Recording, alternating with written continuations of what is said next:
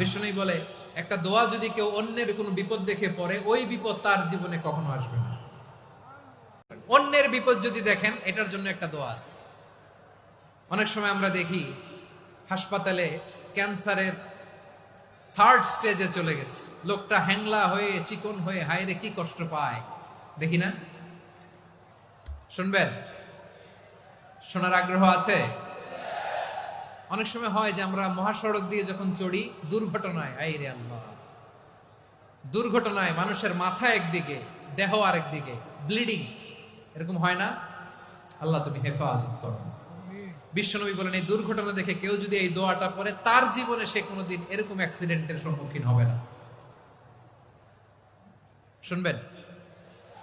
বিশ্বনবী বলেন অন্যের বিপদ দেখে কেউ যদি পড়ে, আলহামদুলিল্লাহিল্লাযী আফানি মিম্মা বতালাকা বিহি ওয়া ফাদ্দালানি আলা কাসীরিন মিম্মান খালাকা তাফদীলা, মানে প্রশংসা সে আল্লাহর, যে আল্লাহ তাআলা তোমাকে যেই জিনিস দিয়ে পরীক্ষা করেছে, আমাকে ওইটা থেকে বাঁচিয়ে দিয়েছে। তোমাকে আল্লাহ যেই বিপদে ফেলেছে, আমাকে ওই বিপদ থেকে তিনি মুক্ত রেখেছে, আর তার অনেক সৃষ্টির উপর আমাকে তিনি প্রাধান্য দিয়েছে। সুবহানাল্লাহ পড়েন।